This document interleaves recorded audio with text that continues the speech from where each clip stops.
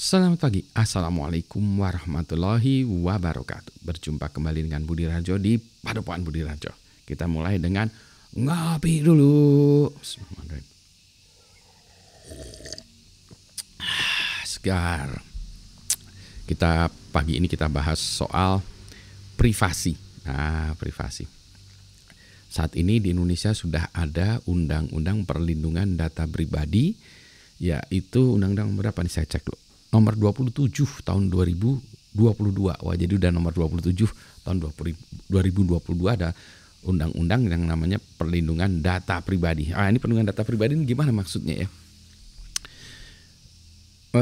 Mungkin ini juga adalah sebagai respons ya terhadap situasi di dunia ini. Kalau di Eropa itu ada GDPR ya. Kalau kita ada perlindungan data pribadi. Nah, ini dikaitkan dengan privasi. Jadi privasi itu kalau kita bicara di security itu ada kerahasiaan itu namanya confidentiality. Nah, kalau hal data yang terkait adalah data pribadi, maka ini kita diskusikan tentang privasi. Ini dia ya yang saya sebetulnya saya ini memang karena western educated ya. Sehingga saya tuh soal privacy ini mungkin mirip-mirip orang barat cara berpikirnya. Privacy gitu ya. Tapi sebetulnya awalnya saya seperti itu awalnya. Sekarang saya agak berubah. Karena ini di Indonesia, maka saya lihat dong kultur Indonesia beda ya. Bangsa kita ini beda dengan bangsa Barat ya. Kalau bangsa Barat itu nggak pengen data tentang dirinya itu terbuka ya. Kalau terbuka tuh marah-marah. Indonesia nggak, sebaliknya. Karena menurut kita itu nggak ada masalah. What's the problem? Mari kita lihat kebiasaan atau behavior orang Indonesia ya. Kelakuannya itu gini. Contoh nih kalau orang di Facebook. Kalau di Facebook kan ada data pribadi kita ya. Nama, tanggal lahir. Nah, tanggal lahir itu dipastikan tertampil. Kenapa? Supaya dapat ucapan selamat ulang tahun. As simple as that ya. Kalau orang bule nggak mau tuh data kenapa tanggal lahir mesti diberikan dan ditampilkan. Kalau ngotot si penyedia jasanya, ini kan untuk mengidentifikasi Anda Budi Rajo yang itu, yang tanggal lahirnya itu. Kan ada Budi Rajo yang lain. Oh iya, oke. Meskipun ada juga mungkin ya Budi Rajo yang tanggal lahirnya sama ya. Tapi itu untuk menjadikan sebagai identitas kita ya. Oke. Kalau orang bule, oke lah terpaksa diberikan kata orang bule ini ya. Tapi saya tidak ingin data itu ditampilkan karena itu adalah data yang privat. Oke. Penyedia jasa biasanya masih oke. Jadi kalau bagi mereka tanggal kelahiran tuh nggak boleh ditampilkan. Berikutnya lagi, kalau di Indonesia maka tentang sekolah di mana kita dulu pernah bersekolah itu ditampilkan. Wah, pernah sekolah di universitas mana, SMA mana, SMK mana, SMP mana, SD mana gitu. Itu dituliskan di situ.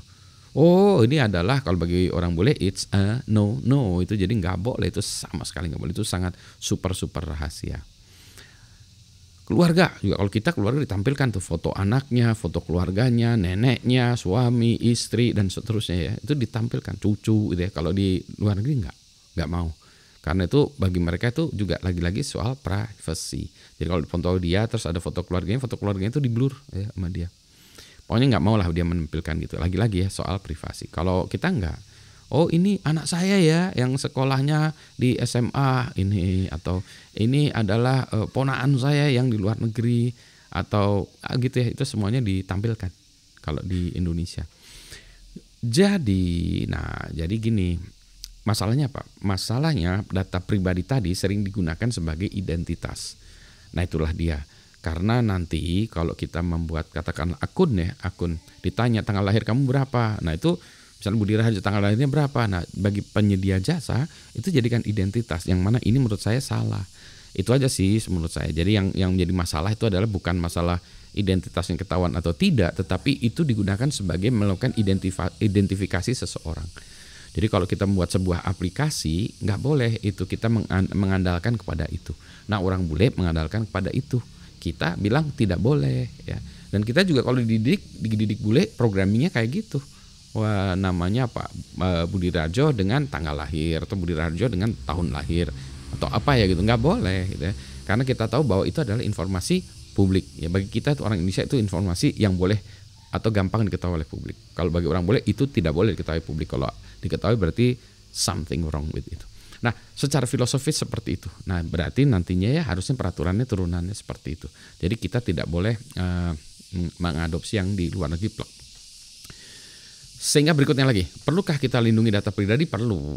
Kenapa? Karena datanya itu dijual belikan dengan untuk keperluan yang tidak sah gitu ya. Jadi untuk keperluan yang tidak sah, bukan untuk kepentingan kita, tapi penyedia jasa yang mengumpulkan data itu. Kalau dulunya data pribadi kita itu dikumpulkan untuk bisa melayani kita menjadi lebih baik ya. Misalnya si Pak Budi itu senangnya musik jenis itu, maka diberikan rekomendasi jenis itu, atau buku jenis itu, atau makanan jenis itu, atau berita jenis itu ya. Jadi untuk membuat kita menjadi lebih baik ya. Jadi ya jasa bisa memberikan layanan yang lebih baik. Tapi kalau sekarang enggak. Jadi oleh penyedia jasa data itu dijual belikan, dijual ke tempat lain, misalnya untuk apa? Keperluan pemilu lah, keperluan apalah ya, marketing segala macam, yang mana itu pada awalnya tidak untuk itu purpose-nya ya, tujuannya. Jadi menurut saya udah salah nih ya. Nah, yang itu tidak boleh. Maka tetap harus dilindungi data pribadi, tetapi cara melindunginya berbeda dengan yang di luar negeri gitu ya. Karena filosofisnya berbeda, mungkin ininya beda ya. Teknisnya mungkin bisa sama ya, tapi ya itu tadi ya, sehingga perlindungannya kita tidak berlebihan. Sehingga kalau saya sebuah perusahaan UMK ya, usaha menengah kecil gitu, saya ngumpulin data customer saya, dan saya jangan dihukum kayak perusahaan gede, perusahaan global, beda lah. Saya UMK, nggak punya Chief Technology Officer CTO yang mengurusin cyber security, nggak ada. Saya UMK, one man show, satu orang. Saya yang menyiapkan bahan makanannya, saya yang goreng basrengnya, misalnya saya jualan basreng misalnya, saya yang jualan basrengnya, saya yang dagangnya, saya yang membuat webnya, saya yang membuat iklannya di Instagram, di TikTok segala macam, itu saya sendiri. Kalau saya suruh ngurusin security segala macam, kemudian ada data customer saya bocor gitu, misalnya ini ya, saya dihukum sebagaimana layaknya perusahaan besar, ya nggak masuk akal ya, nggak fair itu ya. Nah, maka juga harus ada mekanisme-mekanisme lain ya. Karena kita sadari ya, UMK kan juga butuh, dia juga pengen punya juga analytics ya, data untuk mengelola customernya, pelanggannya. Si ini tuh senangnya beli ini. Jadi kalau saya berikan WA Pak Budi, ini basreng kami sudah jadi. Saya nggak suka basreng sebenarnya. Pak Budi Pak Budi senangnya apa ya? Sate gitu. Pak Budi ini ada satenya, atau siomay, atau dimsumnya sudah jadi gitu ya, atau kopi. Pak Budi ini ada kopinya gini, belilah saya. Jadi kayak gitu tuh ya. Nah, ya jadi yang wajar-wajar aja ya. Jadi kita membuat aturan itu secukupnya, sesuai dengan gitu ya. Nah, aturan ini juga kita lakukan untuk melindungi kita dari perusahaan-perusahaan asing juga. Itulah sebabnya kita juga harus melihat global ya, tren global juga. Dan karena kita berinteraksi dengan perusahaan global, nah gitu, kalau kita berinteraksi dengan perusahaan global, katakanlah dengan perusahaan di Eropa, ya tentu saja kita harus comply atau harus sesuai dengan peraturan mereka kayak GDPR, yang mana itu susah ya.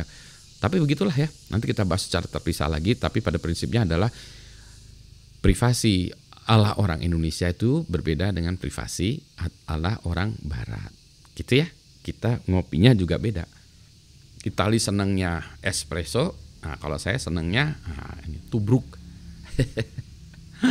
Terbruk atau filter atau beda ya, kita jenis kopinya beda. Bukan berarti kita lebih jelek atau mereka lebih jelek juga, enggak gitu ya, tapi ya memang beda aja. Antara, kalau kata orang Sunda, beda antara embe dan kuda. Melantur. Selamat pagi, assalamualaikum, sehat semuanya ya.